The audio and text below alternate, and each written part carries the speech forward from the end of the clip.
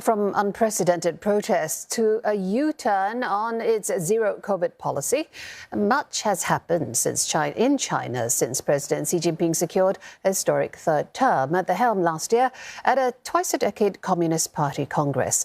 Ahead of the country's annual political meetings this weekend, analysts say the focus will be on how the Chinese leadership addresses citizens' concerns, especially about the economy. Olivia Xiong reports. The signs of celebration this Chinese New Year are still evident at the home of 54-year-old Wang Zhirong, who lives in this rural village of Hebei province. As per tradition, her family returned home this Spring Festival for the first time in 3 years after China relaxed its strict COVID measures at the end of last year.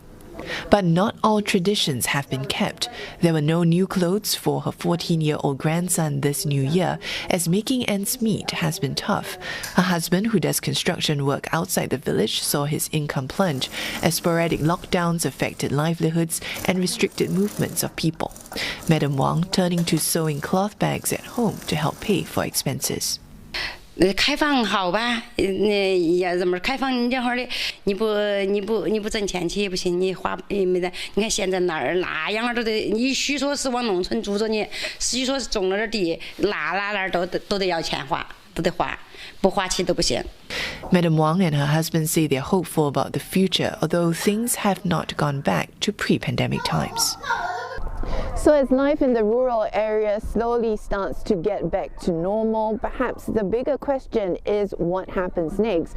Officials say even if another wave of infections occur, it's unlikely to be as serious as what we had seen in the last few months. But perhaps what's also in question is how people here will be left to pick up the pieces and deal with the longer-term effects of China's zero-COVID policy. It's a similar sentiment among small businesses we spoke to in this town in Hebei province. 说比以前要好多了，因为是毕竟你让你出来了，你可以挣钱了，是吧？比在家来的要好得多，感觉那点都感觉要抑郁了。人都没有钱呢，那都疫情3年，谁挣钱了？没挣钱他哪儿消费呀？他肯定也都舍不得消费呀。 How the Chinese leadership plans to boost consumption and its economy are set to be in key focus as China's top legislature convenes in Beijing for its annual political meetings, the first since China relaxed its zero-COVID measures, which followed unprecedented protests in various parts of the country at the end of last year. Today's top leadership has been reminded of the new situation in which the government is rolling out its policies. We have to pay more attention to the public voices and the public grievances among the ordinary people to implement reforms and new policies. But in spite of the mounting challenges, analysts say Chinese President Xi Jinping's standing is unlikely to be shaken. Unhappiness over the zero-COVID policy has mostly dissipated, paving the way for him to be endorsed as president when the country's largely ceremonial parliament convenes. The focus on economic growth comes more as a necessity, say analysts, to reboot the economy post-COVID and to push forward other political goals.